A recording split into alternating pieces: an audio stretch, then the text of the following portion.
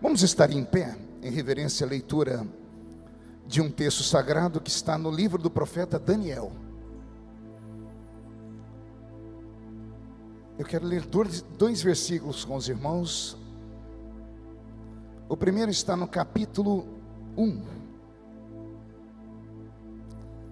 Daniel, capítulo 1, e o versículo de número 17.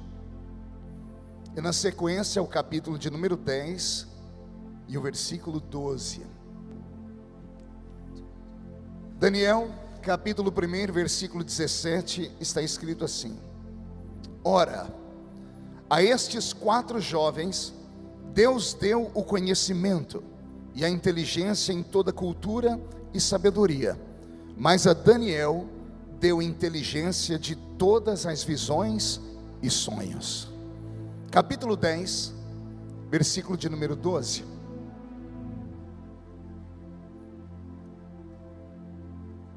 Capítulo 10, versículo 12, para parafrasear o capítulo 1. Está escrito assim: E então me disse: Não temas, Daniel, porque desde o primeiro dia em que aplicastes o coração a compreender e a humilhar-te perante o teu Deus, foram ouvidas as tuas palavras, e por causa das tuas palavras é que eu vim. Feche a Bíblia, coloque no banco, na cadeira. Como nós quebramos já alguns protocolos, vamos quebrar só mais um. Pegue na mão de quem está do seu lado aí. Isso, e aperte a mão dessa criatura com carinho até ela falar aleluia. Pentecostal que não faz barulho, está com defeito de fabricação, não? Vamos orar? Pai, nós te exaltamos, nós te glorificamos, e nós entendemos que dentro de alguns minutos, e esta linda igreja ficará pequena para o tamanho da glória que o Senhor vai mandar do alto dos céus. Os que vieram tristes começarão a saltar de alegria. Os que vieram se arrastando não voltam para casa se arrastando. Hoje voltarão voando nas asas de um novo tempo. E antes que eu comece a revelar os seus segredos, cerque esta igreja com a sua glória, e num raio de 5 quilômetros, onde houver um demônio alojado, eu dou a esses demônios segundos para sumirem da taquara, porque se não sumirem, serão queimados pelo poder da sua glória, que aqui será derramada. Rasgue os céus sobre nós, manda anjos de fogo descerem aqui, que estes anjos desçam, trazendo brasas de fogo nas mãos, comecem a esparramar estas brasas entre nós, e onde houver um crente cheio do Espírito Santo, pega ele nesta noite, Jesus, e mostra o caminho da verdadeira e poderosa adoração. Fala conosco, fica conosco, é o que eu te peço agora. E toda a igreja diz: os que podem, tomem seu assento aplaudindo a Jesus, porque Ele é bom, porque Ele é maravilhoso. Querida igreja, noiva do Cordeiro, simpatizantes da nossa fé, amigos que vieram de perto, de longe, que nos assistem em casa, santos obreiros que estão aqui à minha retaguarda. Pregar no livro do profeta Daniel é um desafio. Daniel é o nosso João do Velho Testamento, tanto que aqueles que gostam de estudar escatologia bíblica, quando vão ler Apocalipse, são obrigados a passear pelo livro do profeta Daniel. Daniel é um desses personagens da Bíblia que quem lê se apaixona por ele, se apaixona pela história dele, se apaixona pelo que ele recebeu de Deus. E detalhe, ele não recebeu num tempo de bênção, não recebeu num tempo de alegria. Daniel recebe algo de Deus no momento de muita provação. Israel vivia um momento de juízo. Diga comigo, juízo. Vivia um momento de juízo divino. O próprio Deus, o Deus de Abraão, depois de passar por centenas e centenas de anos, tentando trazer o coração de Israel para perto dele, tentando fazer com que eles o amassem de verdade, não conseguiu. Deus sempre tinha que dividir o amor de Israel com os postes ídolos, que aqueles judeus que saíram da Mesopotâmia antiga arrastaram para dentro de Canaã. Quem conhece a história sabe o que eu estou dizendo. Depois do período de 430 anos, no meio da península do Sinai, aprisionados no meio do deserto, aquele Israel que tinha tudo para adorar a Deus, entram na Canaã, na terra sagrada e esperada, e ao invés de cultuarem ao Deus vivo, tiram do meio das suas roupas, dos objetos que seus velhos pais trouxeram do Egito, imagens de Baal, Astarote, Azera, Marduk, os deuses antigos daquela terra pagã. E eu imagino Deus olhando do céu e não conseguindo compreender muito bem o que estava acontecendo. Porque uma coisa é você ficar no meio do deserto e ser abandonado. Outra coisa é no meio do deserto você viver como se estivesse em um oásis. Uma irmã entendeu, deu glória a Deus, eu vou tentar falar de novo. Uma coisa é você viver no deserto abandonado. Outra coisa é estar num deserto parecendo que está em um oásis. Porque o deserto para os judeus não era deserto, era um passeio. O deserto era deserto para os beduínos. Para os beduínos, durante a tarde, o sol chegava a 54 graus na sombra. Para os judeus, no meio do mesmo pico de horário, eles é como se estivessem dentro de um carro com o ar-condicionado ligado. Porque o Senhor havia colocado uma nuvem sobre eles, para que o sol não queimasse a pele deles. Para os beduínos, na calada da madrugada, o mesmo ambiente que chegava a 54 graus na sombra à tarde, fazia menos 3, 4, 5 graus. Então era para os ossos baterem, os queixos ficarem trincados. Mas para Israel, era como se estivessem durante o dia. Porque à noite, aquela nuvem que fazia sombra durante o dia, acendia um calor durante a noite. E a bondade de Deus era tão meticulosa, que o fogo que era aceso à noite não iluminava, porque senão atrapalharia o sono deles. Era um fogo que só aquecia. No deserto, onde não tem água potável, 3 milhões de pessoas, não eram 30 mil pessoas, nem 300 mil pessoas, quase 3 milhões de pessoas que ficaram 40 anos no meio daquele deserto, sem ter encanamento de água potável, nunca passaram sede. O dia que ameaçaram passar sede, Deus criou uma rocha e colocou pernas nela. O nome dela era Rocha de Meribá.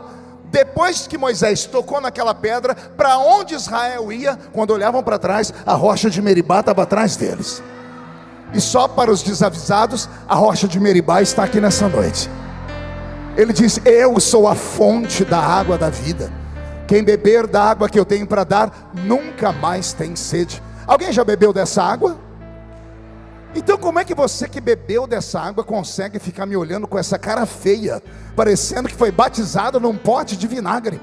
Quem bebeu dessa água precisa estar alegre, principalmente numa conferência como essa. Posso ouvir mais um grito de glória a Deus?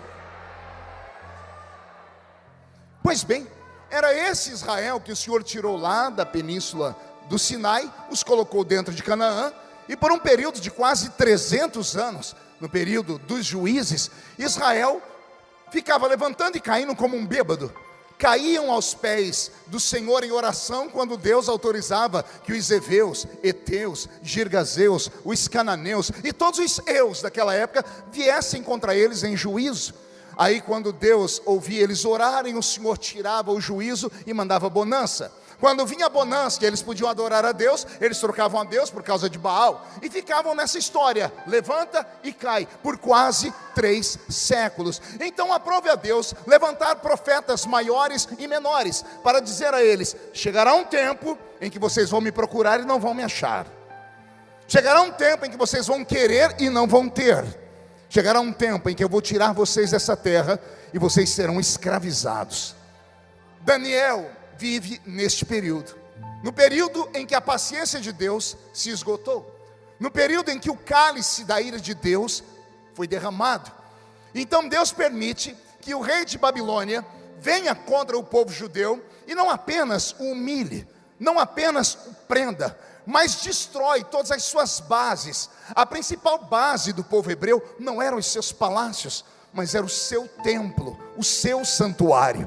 Nabucodonosor, um homem grande conquistador, por isso teve o maior império do seu tempo, sabia como conquistar as nações. As nações que tinham regime monárquico, bastava ele mandar o seu exército, e o exército ia direto para o palácio, porque uma vez que o rei está preso, todo o povo se ajoelha. Mas Israel não era um reino monárquico, era um reino teocrático.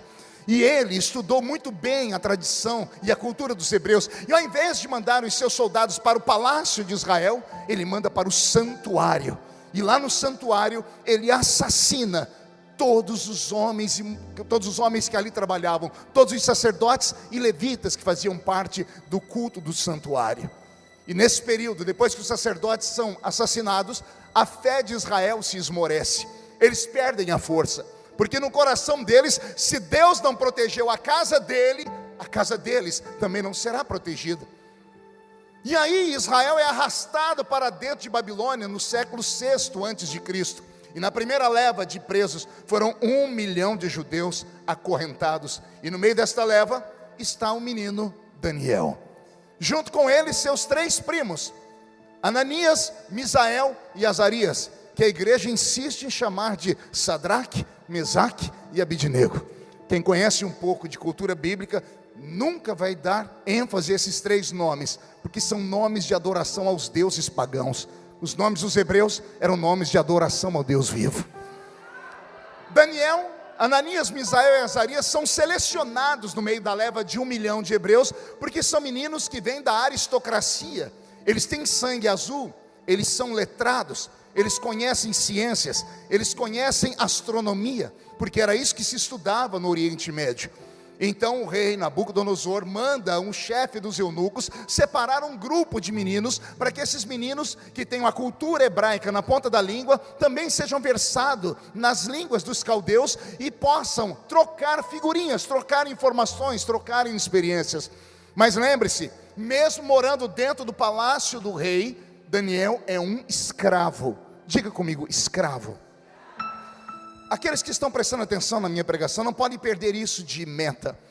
Não pense que Daniel era privilegiado por ser da aristocracia. Ele continuava sendo escravo.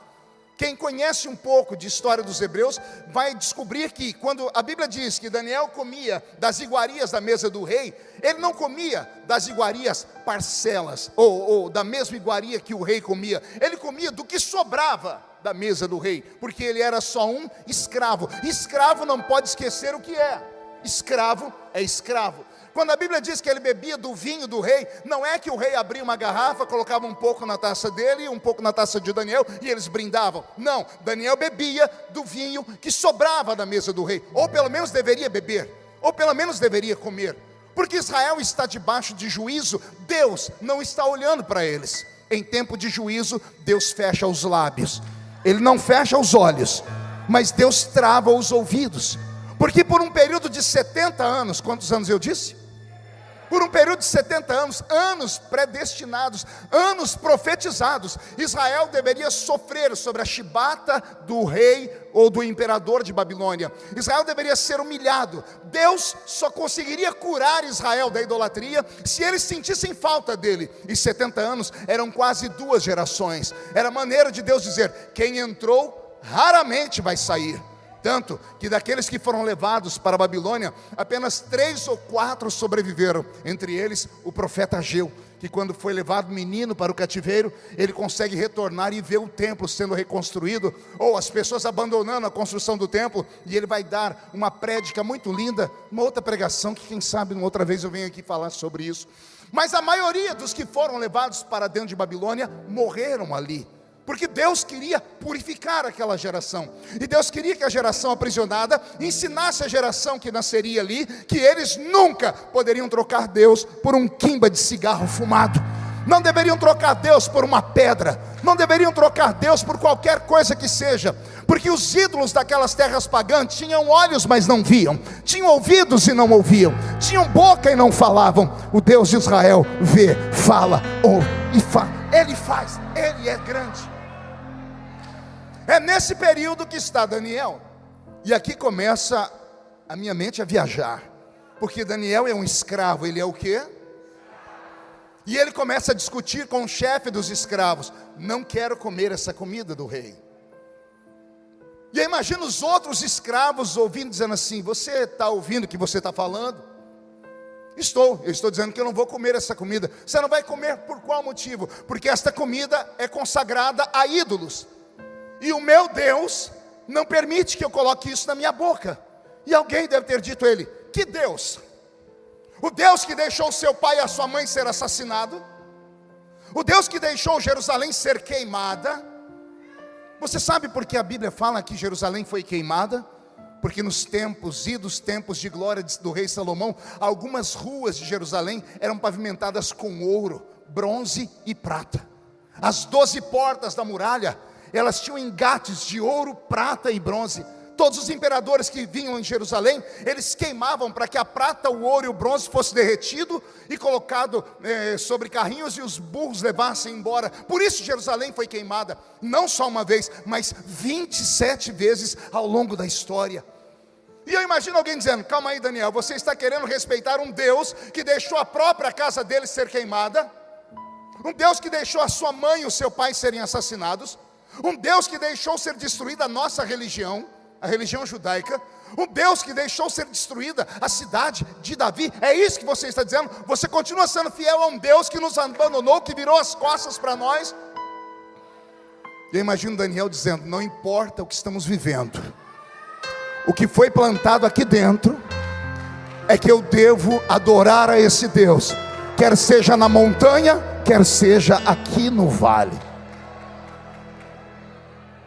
E ele empreende um contrato com um dos chefes dos eunucos, dizendo assim: faz um teste comigo, me deixe comer apenas legumes e beber água por 10 dias. Se daqui 10 dias você ver que eu estou mais fraco do que os demais, 2 opções: ou você me mata, ou eu como a comida consagrada dos ídolos. Mas se eu estiver mais forte, você vai respeitar a minha fé. Até aqui, amém? Quem diz amém?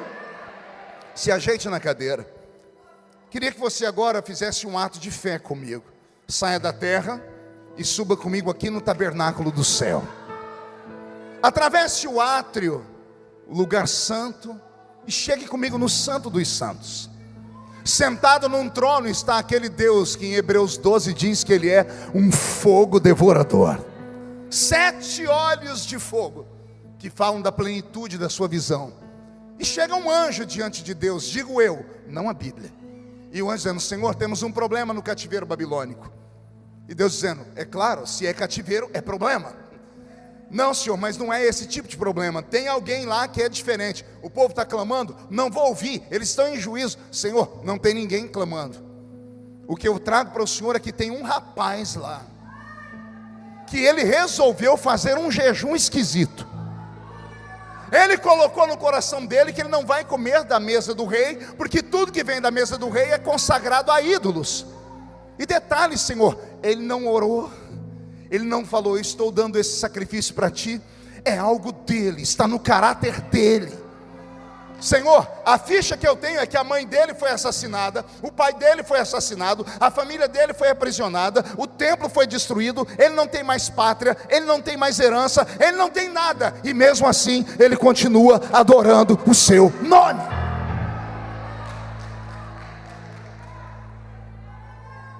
No livro de Jó,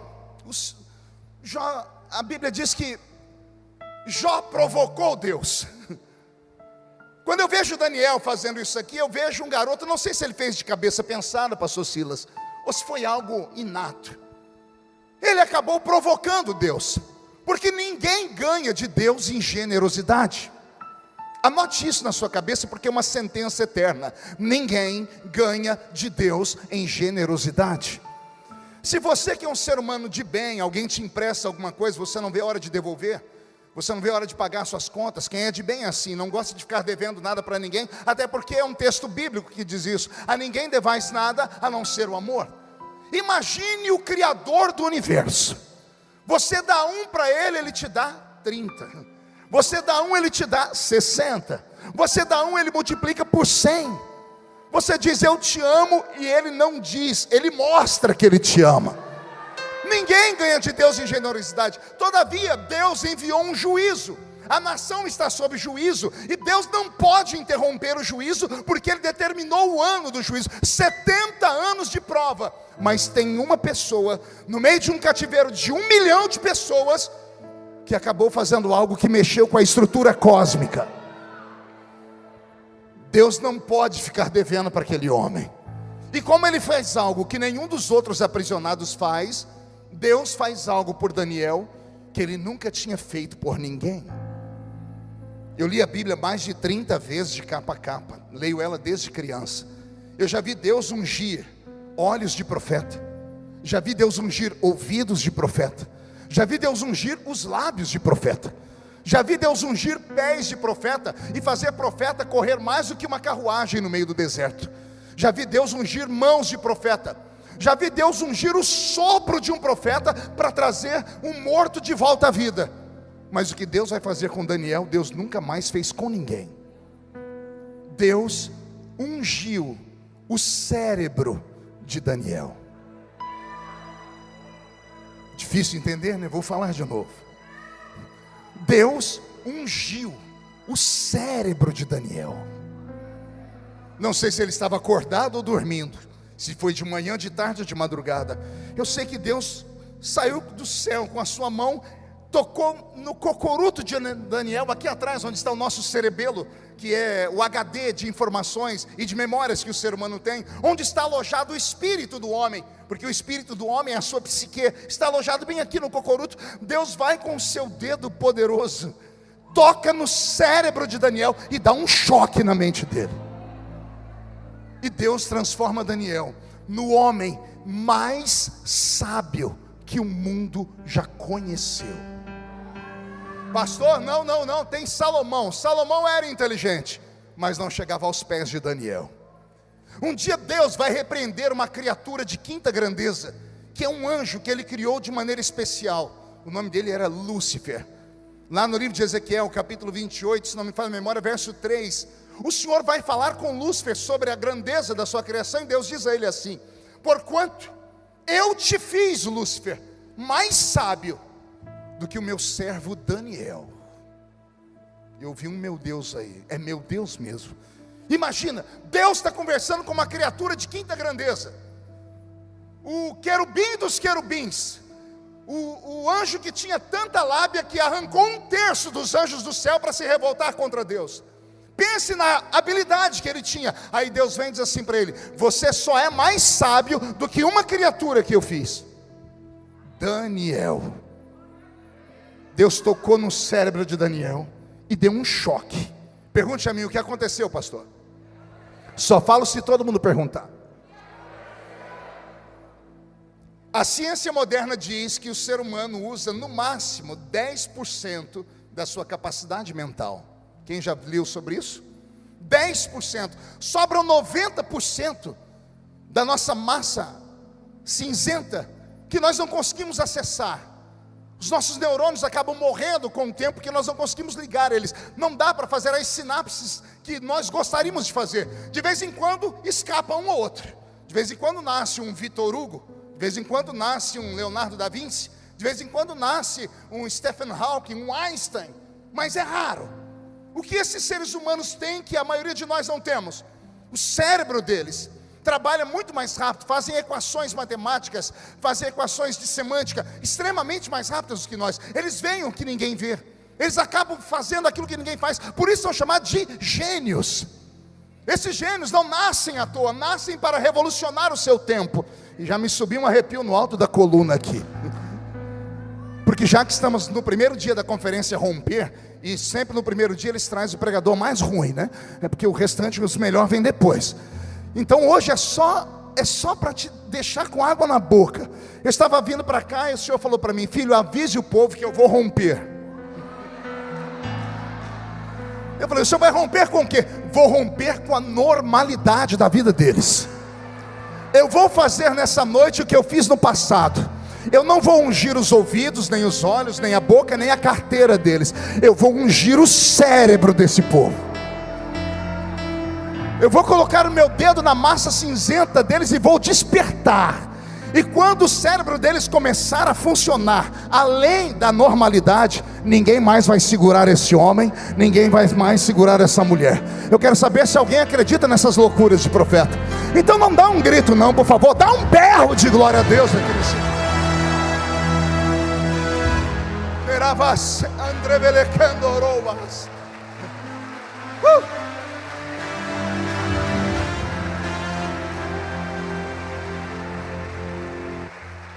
No primeiro versículo que eu li, a Bíblia diz que o ato de Daniel e os 3 primos dele acompanharem ele naquele jejum, entre aspas, Deus deu aos 4 sabedoria e inteligência. Deus deu a eles conhecimento. Aí a Bíblia destaca Daniel, porque a ideia foi dele. Aí a Bíblia diz: mas para Daniel, Deus deu a ele entendimento nas visões e nos sonhos. Deus deu a ele entendimento naquilo que até Freud tem dificuldade para explicar, que é um mundo paralelo ao mundo normal. Porque quando nós sonhamos, nós nos desligamos do planeta Terra e trazemos à baila todos os nossos pensamentos, quer sejam bons, ruins, frustrações. Há um versículo em Provérbios que diz assim, que tudo que nós passamos em tribulação à noite é referendado por causa das tribulações do dia. O que você passa durante o dia, a semana, vai te trazer tormento à noite, porque é um mundo completamente estranho. Quem aqui já teve um sonho daqueles cabuloso?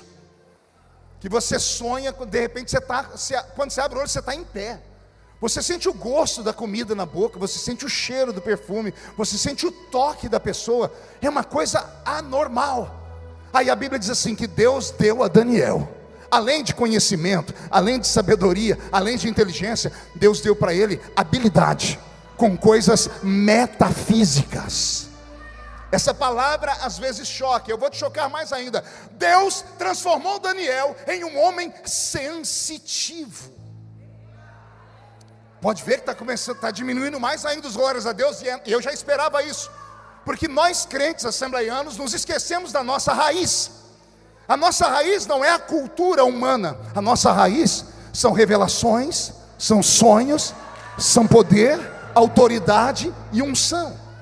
Quando a igreja de Corinto, uma igreja habilidosa, criada por gregos que tinham habilidade com filosofia e todas as ias do mundo antigo, foram dizer para Paulo, quando você veio aqui e fundou esta igreja, nós só cremos em você por causa das palavras que você falava, você era muito sábio. Paulo os repreendeu dizendo, quando eu fui ter convosco, nada do que eu vos falei foi em sublimidade de palavras de sabedoria humana. Eu fui ter convosco e convenci vocês por causa da unção, por causa da graça, por causa da glória, da revelação e do poder de Deus que há em Jesus Cristo.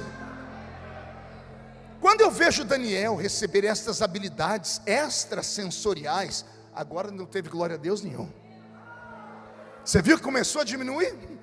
Porque essas palavras chocam e ferem os nossos ouvidos modernos.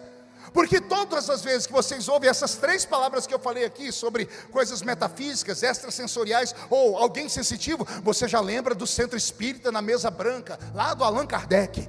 Ou você lembra do último filme, ou da última série que você assistiu na Netflix, sobre coisas paranormais. Ou você se lembra de coisas que você ouviu falar lá da Umbanda. Você só se lembra de Zé Pilintra, Zé Pilantra, Exu Caveira, Tranca-Rua, Preto Velho, e esse povo todo. E você se esquece que a origem está em nós.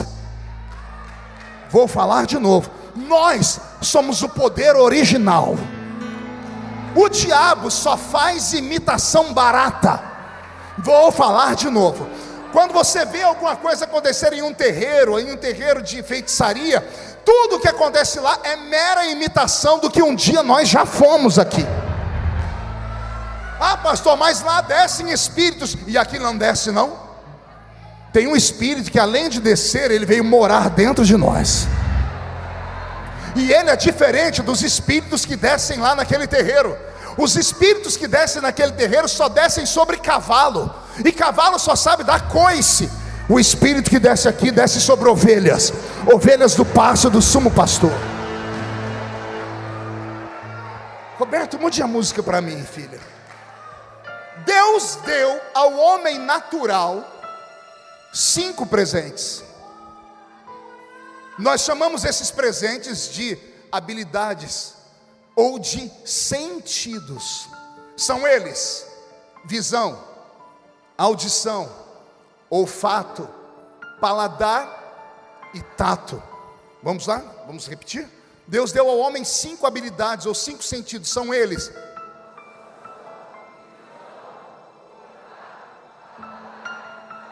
Para que servem os 5 sentidos? Esses 5 sentidos servem para que o mundo material ao nosso redor seja uma realidade. Quando eu cheguei aqui hoje na igreja da Taquara, o pastor Silas me deu um abraço, e quando ele me abraçou, eu senti o cheiro do perfume dele, graças ao meu olfato. E ele não usa perfume do Avon. Deus livrou a gente daquela porcaria do almíscar. Aquele é um perfume que o anticristo vai usar na grande tribulação, dos desviados que ficaram. Deus deu um livramento. É um perfume fora do normal. Por que eu senti o perfume? Por causa do meu olfato. Eu só enxerguei a roupa bela que a pastora Raquel está usando por causa da minha visão. Eu só me alegrei nos louvores aqui que foram cantados e tocados por causa da minha audição. Eu só sinto a densidade desse púlpito por causa do meu tato. E no fim do culto, em nome de Jesus, porque aqui não vão me tratar igual anjo. Os irmãos convidam a gente, falam, pode vir que nós vamos cuidar do irmão igual cuida de um anjo. Anjo não come, não dorme, não descansa, não toma banho. Não. Vou ser tratado como ser humano. E aí eu vou experimentar uma boa comida por causa do meu paladar. Então escute, 5 sentidos para que o mundo físico seja real. Repita comigo esta frase: 5 sentidos para que o mundo físico seja real. Por favor, não caia da cadeira e não me chame de herético. Para alguns seres humanos, Deus deu um sentido a mais.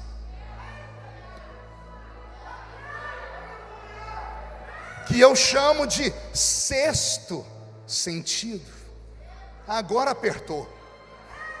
Teve uma irmã ali atrás, fez o sinal da cruz. Ela lembrou do filme do garotinho lá do Bruce Willis. I see people dead all the time. Eu vejo gente morta todo dia. Não, não tem nada a ver com isso. O homem natural tem 5 sentidos. Mas existem homens e mulheres nessa terra que não são naturais. Os naturais são feitos de gente normal, e os normais estão em casa agora, e pelo horário já vão começar a assistir o Corujão. Os anormais vieram tudo para cá. E coruja ninguém vai ver aqui, mas correm o risco de ver uma pombinha voando sobre esse lugar e trazendo um barulho chamado Pentecostes. Tem algum pentecostal aqui? Ao homem espiritual, Deus deu um sentido a mais. E para que serve esse sentido a mais? Ele tem a mesma função dos outros 5, só que os outros 5 lidam com a matéria. O 6º sentido lida com aquilo que é invisível. 5 sentidos naturais e você percebe o mundo físico. O 6º sentido faz você perceber o mundo invisível. E eu vou te provar que eu não estou falando loucura. Eu estou pregando para a Assembleia de Deus. Quem aqui já foi fazer visita para alguém com a Bíblia debaixo do braço? Vou orar por uma pessoa. Quem já foi? Quem, quando chegou na casa da pessoa, tocou a campainha, bateu palma? Quando abriram a porta, você colocou o pé dentro da casa, subiu um arrepio que foi até aqui na cabeça. Por que você se arrepiou? Era ar-condicionado lá dentro? Não, você ficou gripado. Não. É porque antes de entrar naquele lugar você orou. Ao orar você ativou o seu espírito. Como você foi em nome do Senhor Jeová, Ele tocou no seu cérebro e expandiu o seu espírito. Você entrou ali, a carne foi só o veículo, mas quem estava entrando era aquilo que você é. Você não é carne, você tem carne, você é um espírito. Eu aprendi desde criança, lá na escolinha dominical, que o crente tinha um espírito. E não é verdade. Eu não tenho um espírito, eu tenho um corpo. Porque o verbo ter é passageiro. Eu tenho esse sapato, quando ele rasgar eu não tenho mais. Então eu não tenho um espírito, porque se eu tivesse ele hoje eu posso perdê-lo amanhã. Eu tenho um corpo. E daqui a pouco, se eu morrer, esse corpo é comido pela terra, pode ser cremado, jogado nas águas. O que eu sou é eterno. Eu sou um espírito que habito dentro de um corpo. O corpo para nada presta, mas o Espírito pode te levar a um conhecimento profundo sobre Deus.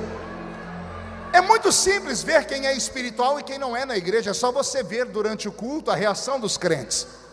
Todos que estão aqui entraram na igreja, mas nem todos conseguiram entrar no culto ainda. Vou falar de novo. Todos entraram na igreja, mas alguns ainda não entraram no culto, porque o culto não se dá na terra, o culto se dá nas regiões celestiais. Paulo ensinou isso. Quando vocês se ajuntam, nada acontece, mas quando vocês se ajuntam, e uns têm salmos, louvores, e outros têm testemunho, aí você sai da terra e entra nas regiões celestiais. E é nessas regiões celestiais que acontece aquilo que há muito tempo a gente não vê: batismo com o Espírito Santo, profecias, interpretação de línguas, discernimento de espíritos, palavra da ciência, do conhecimento, dons de operação de maravilhas. Por que esses sinais e esses dons estão desaparecendo? Porque infelizmente nós cuidamos apenas da carcaça. Se você olhar para a pessoa que está à sua esquerda ou à sua direita agora, você é capaz de dizer o que é que ela está comendo, e não precisa ter dom de revelação para isso. Mulher tem esse dom mais aguçado do que a gente. Mulher olha para outra e diz assim: está caprichando na vitamina D, hein? Ó, a pele está linda, o cabelo, então vitamina A, porque a gente sabe que o homem é o que o homem come. Então você olha para a criatura que está do seu lado agora em forma de um botijão de gás, ou de uma tábua de passar roupa, ou de um violãozinho, não importa. Você diz: está se alimentando bem ou mal? Só que Deus, quando entra num culto como esse, Ele não olha o que está por fora. Deus olha para o que está aqui dentro. E não adianta estar bem por fora e aqui por dentro está morto. E não venha dar essas desculpas esfarrapadas: não, pastor, eu não grito, eu não pulo, eu não faço isso porque eu sou uma pessoa mais intelectualizada. Não tem nada a ver com intelecto, tem a ver com sensibilidade.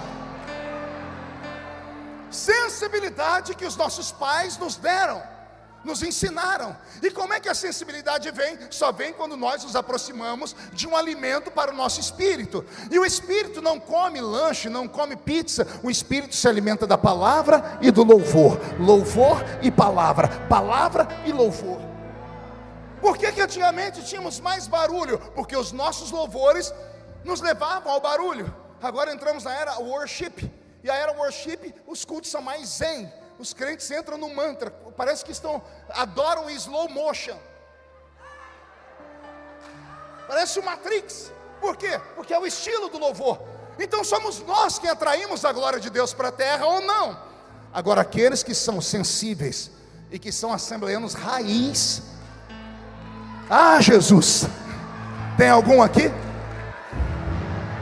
Então, por gentileza, com autorização do pastor da igreja, levante a mão direita para o céu, coloca no ombro de quem está do seu lado, agarra a pessoa para mim só um pouquinho, pede licença, diz para ela: ó, é melhor obedecer o pregador, porque o médico falou para não contrariar.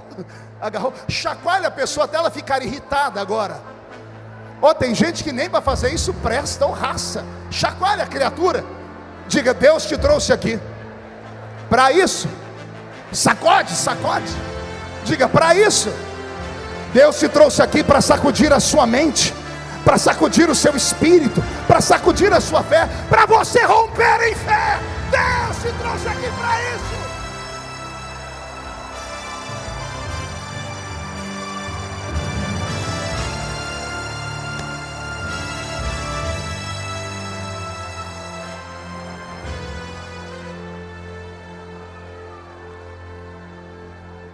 A Bíblia diz que aquele que é espiritual não é discernido por ninguém, mas ele discerne tudo. Deus te trouxe aqui para romper esse céu de bronze que está sobre a sua vida, essa folga evangélica que você tem vivido, que pensa que está entrando na igreja, está entrando num teatro. Aqui não é um teatro. Aqui não é um cinema onde você escolhe o que quer assistir. Aqui não é um show de stand-up. Aqui ainda é um quartel-general. Eu não venho numa campanha como essa para sair só dizendo eu gostei. Eu venho numa campanha como essa para sair por aquela porta, agarrar o diabo pelo chifre, esfregar o focinho dele no chão, chutar ele para o inferno e dizer a ele: eu sei quem eu sou em Cristo.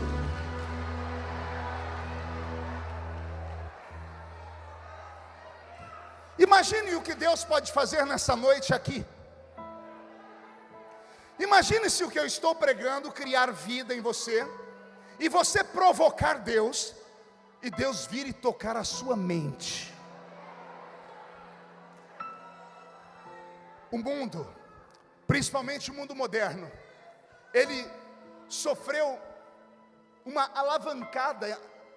A tecnologia, da noite para o dia, fez morrer muitas profissões e fez nascer profissões novas, tanto que a nossa geração tem dificuldade para lidar com isso.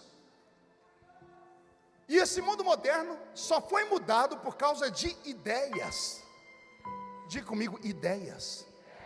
Ideias que geralmente não nasceram em grandes centros, em grandes universidades, nasceram em garagens de carro, como a invenção do Google, como a invenção do Waze. Eu descobri dia desse que o Waze foi criado por um judeu, na verdade 2 meninos judeus, brincando. Ideias. Uma ideia fez esses meninos ficarem bilionários da noite para o dia. É sobre isso que eu estou falando para o ano de 2022, para a sua vida. Porque se você for fazer um cálculo da sua história, você não precisa que Deus abra uma porta, você precisa que Deus mude a sua história. Quer ver? Quem aqui tem filhos? Quem tem mais de um? O bom assembleiano não cria família, cria tribo, né? Ninguém abaixa a mão, é um monte de filho. Quem quer que os seus filhos terminem os anos na melhor faculdade do Rio de Janeiro? Então tem 2 notícias para você. A primeira é: se o seu filho não for um gêniozinho, você está perdido, porque você vai ter que mandar ele para uma universidade privada. Você sabe quanto custa estudar um filho hoje? De 5 a 6 anos em uma faculdade? No mínimo R$300 mil. Quantos filhinhos você tem? Multiplica por 300 mil. Você é bom de cálculo? Põe num cantinho da cabeça aí. Quem aqui quer morar numa casa bonita? Num apartamento chique? Qual o valor da casa que você quer morar? Um ali levantou 5. Minha casa, minha vida. Sonha grande pelo menos. Quem quer morar numa casa grande? Qual o valor? Qual o valor? Isso. Você é bom de matemática? Soma aí a faculdade dos filhos mais o valor da casa. Qual o valor do carro que você quer ter? Teve um ali que fez assim: é Fusca, miserável. Não, é 2 milhões, é um Tesla. Entendi, Tesla, 2 milhões. Some o valor do carro, da casa e do estudo dos filhos. Qual é a sua dívida hoje? Para você se ver livre das dívidas, quanto você precisa? Não me fala, porque senão eu vou desviar. Soma tudo. Você é empresário, microempresário, quanto você precisa para dar um upgrade na sua empresa? Soma também. Somou tudo, dá um subtotal. Divide pelo salário que você ganha por mês. Você vai ter que trabalhar quanto tempo? Jesus vai voltar. Nós vamos para as bodas do Cordeiro. A gente vai voltar com Jesus lá em Jerusalém, ele sobre o Monte das Oliveiras. Ele vai instalar aqui na terra o reino milenar dele. E depois de 1000 anos você ainda vai estar pagando as contas. Então você não precisa de uma porta aberta, você precisa romper. E como é que eu vou romper, pastor? Só tem um jeito: é Deus tocar o seu cérebro e Deus te dá uma ideia. Você não precisa de 2, não precisa de 3, uma única ideia, e a sua vida muda da noite para o dia. Vou repetir: se Deus visitar você na calada dessa madrugada e te der uma ideia, aqueles que até hoje te olharam de cima para baixo para te enxergar depois de amanhã, vão ter que comprar um par de binóculos, porque você vai estar voando acima das nuvens. Se alguém acredita nisso, rompe num barulho de glória.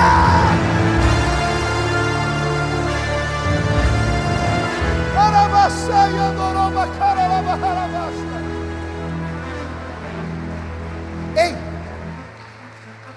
pode parecer loucura, alguns podem até dizer que eu estou abusando das suas emoções. Deixe os incrédulos sempre darão uma desculpa.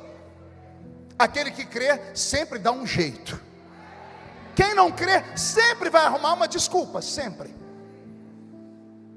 Existem pregadores como, por exemplo, Jonathan Edwards, pregador inglês, pai de uma grande reforma, um homem santo, conhecido por uma única mensagem: pecadores na mão de um Deus irado. Se alguém aqui que é estudante de teologia, se conhece outro sermão de Jonathan Edwards, me diga aí. Gente que estuda teologia e se inspira nesse povo. É um pregador de uma única mensagem, Silas. Uma única mensagem. Ele não precisou de duas para impactar o mundo. Uma única mensagem. Um historiador, biógrafo dele, diz que ele estava num culto, orando porque ele queria um avivamento lá em Londres. E no culto em que ele pegou pecadores na mão de um Deus irado, a unção foi tão terrível, não foi forte, foi terrível, que os crentes levantavam os pés do chão, porque sentiam o inferno dentro da igreja. Aquelas damas da alta classe de Londres se agarravam aos pilares da igreja com os seus chapéus e batiam a cabeça, implorando por Deus por misericórdia. Naquele culto, naquele dia, aprove a Deus que um jornalista inglês estava ali. O jornalista foi alcançado pela palavra e ele taquigrafou todo o texto, toda a pregação. No dia seguinte, ele publicou o texto, ou a mensagem, em ipsis literis no jornal de Londres. Quem tinha acesso ao jornal? Só os ricos. Os ricos começaram a ser impactados na leitura do sermão, chamavam os empregados e liam para os empregados. Londres foi sacudida pelo poder de Deus.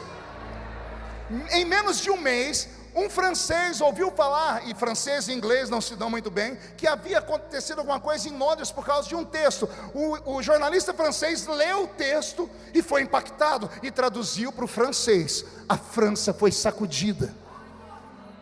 Um jornalista dinamarquês, amigo do francês, leu o texto e publicou em dinamarquês.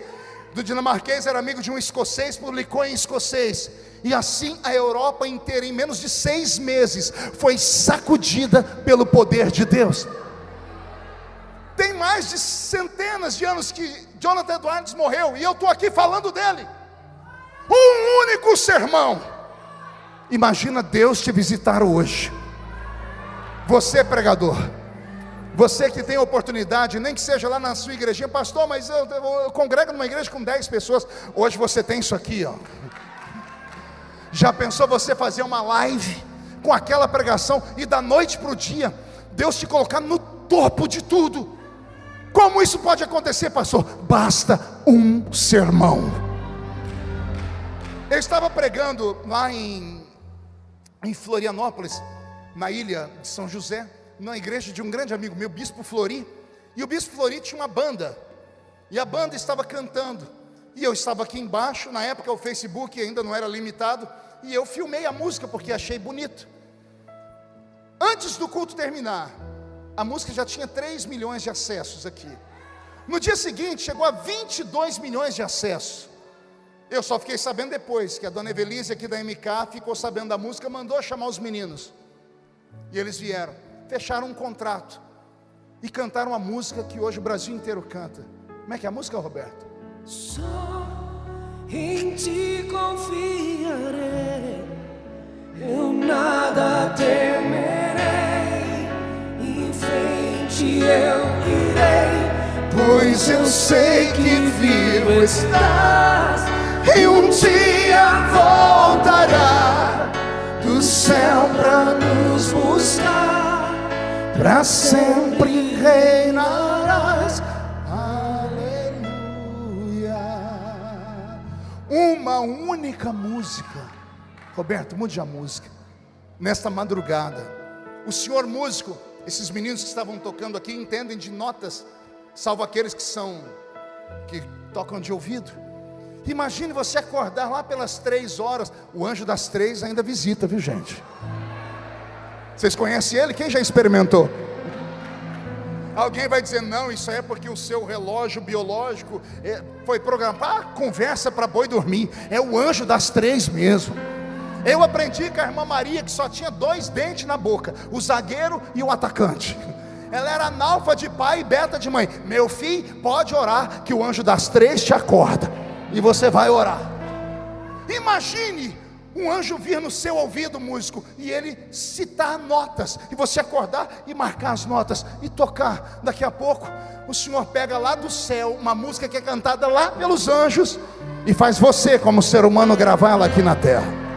Você que canta, receber a inspiração e a letra. Pastor, o que o senhor está falando? Eu estou pregando para espirituais. Estou pregando para homens e mulheres que quando esse culto terminar, vão sair por aquela porta, e vão ver o que os olhos não viram, vão ouvir o que os ouvidos não ouviram, vão sentir aquilo que o coração ainda não sentiu. Um dia, Daniel acordou, não sei se sentado na cama, se ajoelhado. Eu sei que ele percebeu que havia algo diferente em Babilônia. E como ele era amigo de Deus, ele orou. E pela primeira vez, ele não ouviu nada e não sentiu nada como resposta. No final da noite, ao invés de ele dormir, entregar o jejum que ele havia feito, falar amanhã eu faço outro jejum, ele emendou um jejum. Não é o jejum de Daniel que as igrejas fazem à base de legumes, e não tem nada a ver. O negócio dos legumes foi lá no início. O jejum de 21 dias de Daniel é um jejum extraordinário. É jejum integral, é sem beber e sem comer. Ele orou o 3º dia e não sentiu a resposta. Ele orou uma semana e jejuou uma semana e não veio resposta. Ele jejuou 2 semanas. Ele jejuou 3 semanas. 21 dias. E ele não ficou em casa trancado, prostrado, com o rosto fechado. Ele foi trabalhar. Daniel estava na beira do rio Haidekel, o rio de Babilônia. Estava ali com alguns engenheiros. Estavam mapeando o rio para criar um aqueduto para tirar água do rio e levar para a cidade. Daniel era versado em muitas ciências. Ele está em jejum, os outros não estão. Ele serve ao único Deus verdadeiro, os outros servem a todos os deuses de Babilônia. Ele não se misturou com Babilônia.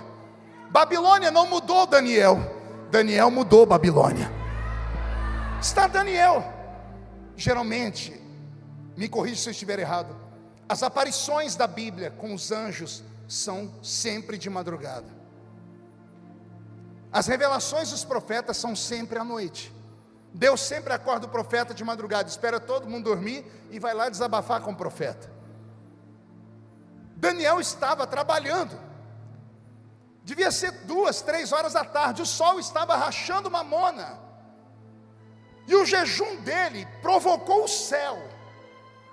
Ele ficou tão espiritual, mas tão espiritual, que o que estava nele atraiu um mundo invisível para um mundo visível. Eu creio em mundos paralelos. Já soltaram foguetes aí para cima e não acharam o céu onde Deus está. E se o céu é para cima, me diga quem é que está no Japão, quem é que vai encontrar o céu? Se nós soltando foguete para cá, ou o japonês soltando para lá. Então o céu não está em quilômetros humanos, o céu está em uma outra dimensão. Quem aqui já se olhou no espelho? Ó, só eu. Quem aqui um dia de noite, música de filme de terror, Beto?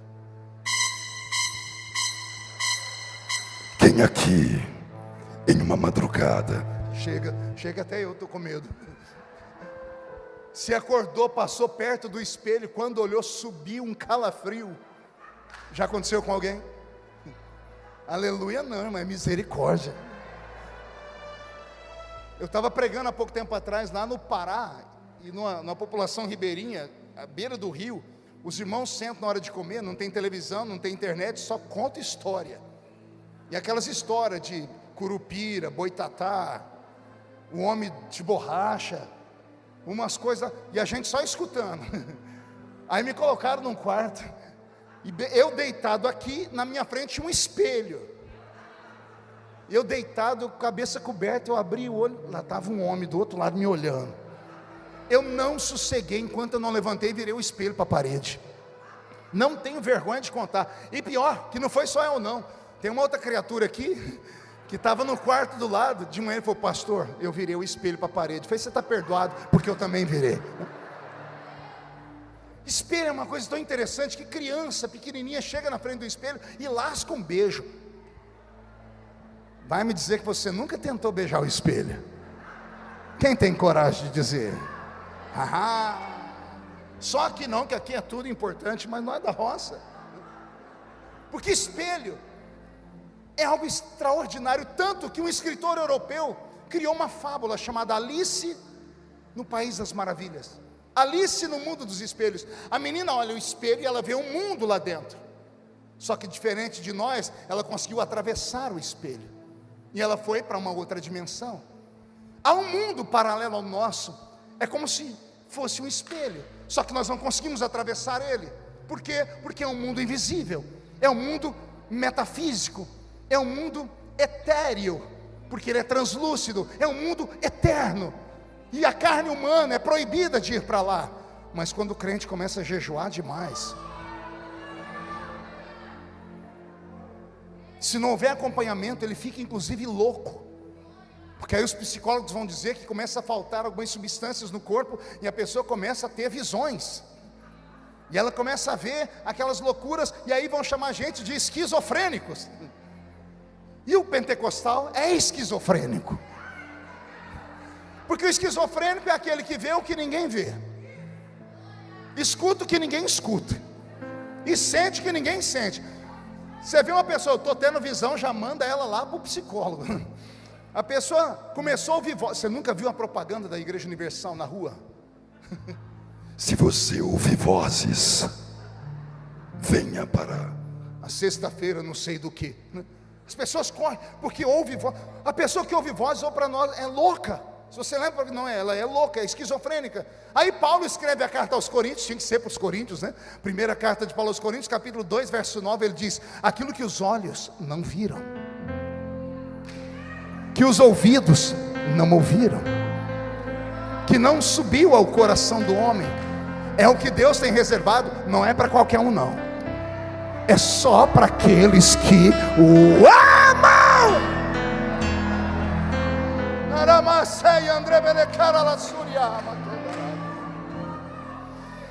21 dias de jejum. O jejum subiu igual um foguete ao céu. Digo eu, não a Bíblia. Deus está sentado no trono, cuidando, talvez no planeta Terra, 700, 800 milhões de habitantes naquela época. No mundo inteiro, Deus tem que cuidar de tudo, porque Ele é Criador. Ele é pai de alguns, mas é criador de tudo e de todos. Ele tem que cuidar da natureza, do oceano, do oxigênio, do ser humano. Ele tem que criar de tudo. Deus dá uma ordem a um anjo, esquece, porque ele é imperador, é soberano. Soberano manda, e quem tem juízo tem que obedecer. 21 dias atrás, Daniel orou e Deus chamou Gabriel. Vai e leva a resposta para Daniel. E aqui eu fico mais apavorado ainda, porque desde criança me ensinaram que qualquer anjinho dá um coro em qualquer demônio. E aí vem Gabriel, um anjo de quinta grandeza. Na Bíblia católica ele é chamado de arcanjo. Na nossa Bíblia não, mas a Bíblia diz que ele é um anjo do principado de Miguel, que é um arcanjo. Não era qualquer um, era um príncipe.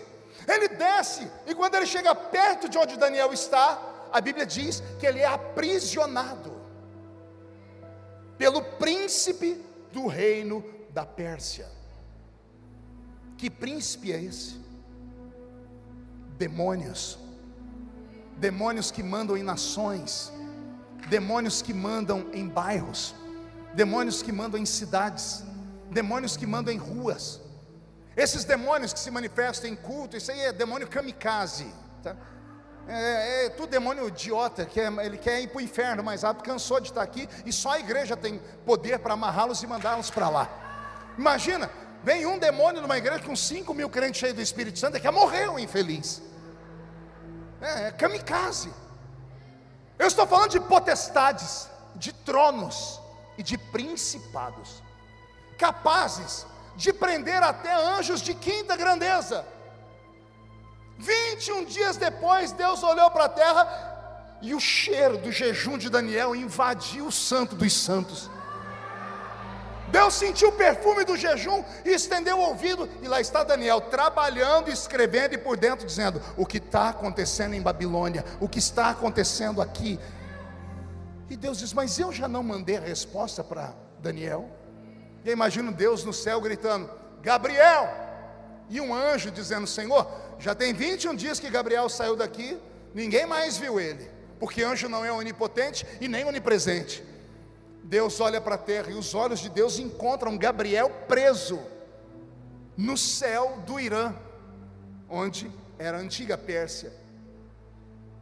Gabriel está próximo de Daniel, e Daniel não sente, não ouve e não conhece a resposta, porque Gabriel está preso.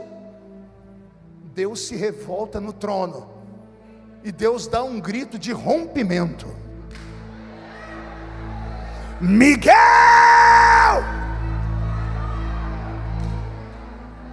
E lá vem Miguel, espada de fogo na mão.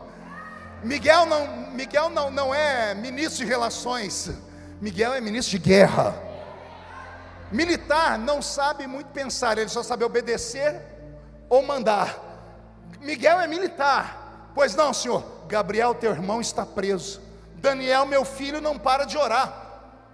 Gabriel é anjo de comunicação, ele não guerreia, mas você é anjo de guerra. Desce, solta Gabriel, porque hoje Daniel vai dormir com a resposta na sua mente. Eu não sei explicar como foi essa guerra cósmica, mas eu posso imaginar que tem demônio perdido até hoje aí pelo cyberespaço.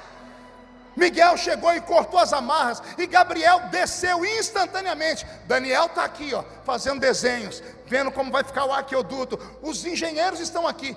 Quando Gabriel desceu, abriu-se uma película, o espelho do lado de cá. Daniel não entrou aqui, Gabriel atravessou. O jejum de Daniel trouxe o céu para a terra. Vou mexer com você. A sensibilidade, o sacrifício, o jejum, em uma crença tão antiga, fez com que um anjo saísse do mundo invisível e se materializasse na frente de Daniel. A Bíblia diz que quando Daniel viu o anjo, como ele estava em jejum, acabou as forças, porque a glória de Deus é incompatível com o corpo humano. A glória de Deus é incompatível. Será que só eu cresci numa igreja vendo irmãos sendo vencidos, caídos no chão, desmaiados, arrebatados? Por quê? Porque foram vencidos, porque a glória de Deus é extremamente violenta. É como se fosse uma química quântica elevada à 13ª potência. É pior do que o urânio enriquecido. A glória de Deus é algo anormal. O sumo sacerdote só entrava atrás do véu do templo 5 vezes na vida, uma vez por ano. Até os 50 anos ele era jubilado, porque bastava 5 vezes na vida, na frente de Deus, para o corpo dele todo se perder. Alguém aqui tem algum amigo que trabalha na área da saúde, naquele lugar do hospital que tira radiografia? Você sabia que pessoas que trabalham com radiografia se aposentam mais cedo? Por quê? A radiação, quando entra no corpo deles, vai criando osteoporose, vai destruindo células. A glória de Deus é uma radiação 10.000 vezes mais intensa. Por isso, deixa eu te dizer, quando você vê Deus se manifestar na vida de um crente, se você tiver o dom de discernir espíritos e ver que é meninice, vai lá com carinho e corrige. Mas se você não tem o dom de discernir espíritos, não toca nele. Vou repetir. Se você não tem o dom de discernir espíritos, deixa a criatura lá. Você pode estar tocando numa bomba atômica, você pode estar enfiando a mão numa caixa de marimbondos, porque essas pessoas estão sentindo algo que você não pode explicar. Você acha mesmo que eu grito aqui porque quero? Ah, pastor, eu já li sua história, o senhor era cortador de cana. Isso, eu era. Eu sou estudado, eu me comunico em 3 idiomas. Eu escrevi 22 livros de uma enciclopédia. Eu sou uma pessoa que conhece um pouquinho das letras, eu debato qualquer tipo de assunto.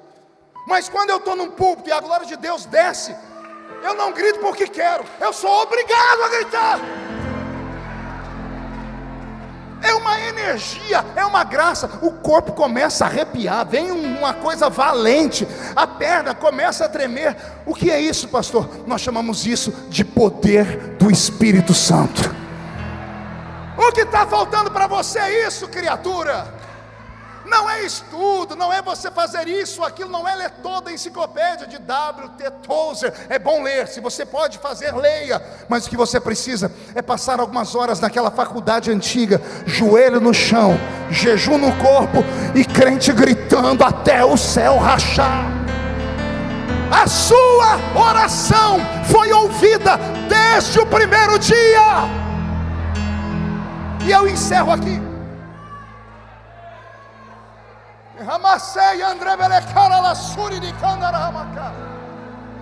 A sua oração foi ouvida desde o primeiro dia. Quando Daniel caiu no chão, os homens que estavam com ele não viram nada, não ouviram nada, mas ao invés de agacharem e colocarem Daniel de pé, eles saíram correndo. Como é que você corre de algo que você não está vendo nem ouvindo? Eles correram porque, embora não vissem e não ouvissem, eles sentiram. Ímpios, homens não crentes, adoradores de imagem, adoradores de demônios, por causa de um crente que ali estava, eles sentiram o céu entrar, saíram correndo e se esconderam. Vai acontecer algo a partir de amanhã e eu não me responsabilizo. Quando você entrar na faculdade esse ano, não se assuste se dentro da classe, quando você entrar, começar a cair pessoa para o lado esquerdo, para o lado direito. Não se assuste se amanhã, quando você chegar no seu trabalho, as pessoas olharem para você e falarem: você vê um passarinho verde? É? Você vai dizer: não, foi uma pombinha de fogo mesmo que desceu lá na taquara. Não se assuste se a sua sombra levantar um paralítico. Não se assuste se você olhar para alguém e Deus te dar a ficha da pessoa completa. Não se assuste, porque Deus está tocando o seu cérebro, está despertando o seu espírito, está avantajando a sua vida extrasensorial. Daniel diz: quando eu fui ficar de pé, fiquei de 4 porque eu fui caindo. Então o homem me colocou de pé. Seu rosto era como bronze, seu cabelo como a prata, era forte, seus olhos eram como chama de fogo. E olha o que o anjo disse para ele: Daniel, homem muito amado, a sua oração foi ouvida desde o primeiro dia, e eu vim aqui por causa dela. Daniel deve ter perguntado em espírito, porque não está escrito: e por que só agora? E o anjo disse, deve ter dito em espírito: porque eu fiquei preso aqui em cima. Mas o Senhor mandou meu irmão Miguel, e Miguel acabou com a farra do inferno. Ouça o que eu vou te falar, porque as palavras que eu te digo agora vão virar Babilônia do avesso. E Deus revelou o futuro daquela nação para Daniel, e Daniel continuou sendo um homem espiritual. Eu termino aqui dizendo a todos os meus irmãos assembleianos e aqueles que não são da Assembleia de Deus, mas têm a cultura do carisma do Espírito, que o que falta para nós nesses últimos dias é um retorno. É um retorno a velhas práticas, práticas esquecidas, práticas roubadas pela falta de tempo, porque gastamos mais tempo nisso aqui do que nisso aqui. Práticas antigas como o jejum. Para jejuar a gente não dá conta, mas para fazer qualquer dieta a gente faz ela do pé à cabeça. Conhece a dieta de tudo, pode perguntar para a irmã do seu lado. O irmão, ele conhece pelo menos umas 10 dietas. Para fazer a dieta, você consegue ficar sem comer. Para fazer um exame no médico, 12 horas sem comer, você bate ali, carimbo. Aí quando é um jejum para Deus, eu perdi um jejum tomando uma xícara de café. Não, querido, o jejum não perdeu quando tomou uma xícara de café. Você perdeu o poder do jejum quando você esqueceu que estava jejuando. Quando você esqueceu que o sacrifício ainda traz o céu para a terra. Nesta noite, Deus vai fazer você romper. Eu tenho algo comigo, e anote aí: tudo que acontece na vida de um crente é por causa de uma falta de azeite na sua botija. Não, pastor, meu problema é com o meu casamento. Deus usa essas pecinhas do quebra-cabeça que Ele esconde da gente para trazer a gente de volta.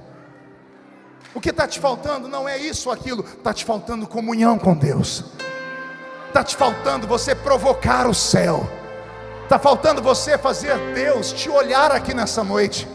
Pastor, o senhor acha que Deus vai me ver? Se você continuar com esse olho seco, parecendo olho de sapo que morreu no dia de enchente, com certeza Deus não vai te olhar. Se você continuar me olhando com essa boca travada, essa boca de aço, essa língua de ferro e esse queixo de concreto, com certeza Deus não vai te olhar. Mas se você romper em uma adoração extravagante aqui nessa noite, se você levantar as mãos, dar um salto para cima, se você der um grito capaz de estourar esse teto, aí o céu vai descer sobre a sua vida. Fique de pé comigo agora.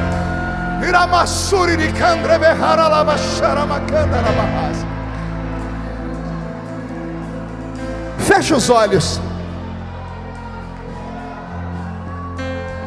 Nós precisamos para o ano de 2022 um avivamento que nos faça romper. Tem um homem na Bíblia, pastor Silas, que eu sou fã dele, Moisés. Moisés só começa o ministério dele porque ele viu a glória de Deus numa sarça. Se aquela sarça não fumega, Moisés não tinha tido aquele ministério. O ser humano precisa ver, precisa experimentar o sobrenatural para crer na missão dele. 20 anos depois, Moisés está na península do Monte Sinai. Miriam e Arão querem roubar o ministério dele. Israel colocou ele na parede, só reclamam de falta de pão, falta de água, reclamam porque não tem pepino, cebola, alho bravo, reclamam porque não tem cova para sepultar todo mundo. Moisés acorda antes de todo mundo e vai para a tenda da congregação, e ele diz: Senhor, eu preciso de um avivamento, eu preciso romper para continuar guiando esse povo. E o que você quer, Moisés? Eu quero ver a sua glória. Mas eu já te mostrei a minha glória lá naquela sarça. Eu quero ver a sua glória de novo. Aquele avivamento foi para aquele tempo. Eu preciso de um avivamento agora. Eu preciso de algo novo, como foi cantado aqui. Aí Deus disse para ele: então, se você quer esse avivamento, você tem que subir mais alto no monte. Sobe no alto da montanha. Está vendo aquela pedra? Fica no meio daquela fenda, porque eu vou passar de costas. Quando eu passar, eu vou tapar os seus olhos para que a minha glória não te consuma. Mas quando eu estiver de costas, você vai ver a minha glória pelas costas. Moisés saiu dali com o rosto dele brilhando. Deus te trouxe nesta noite para ungir a sua mente, para fazer o seu espírito ser expandido, e para que você retorne a ter visões da glória de Deus.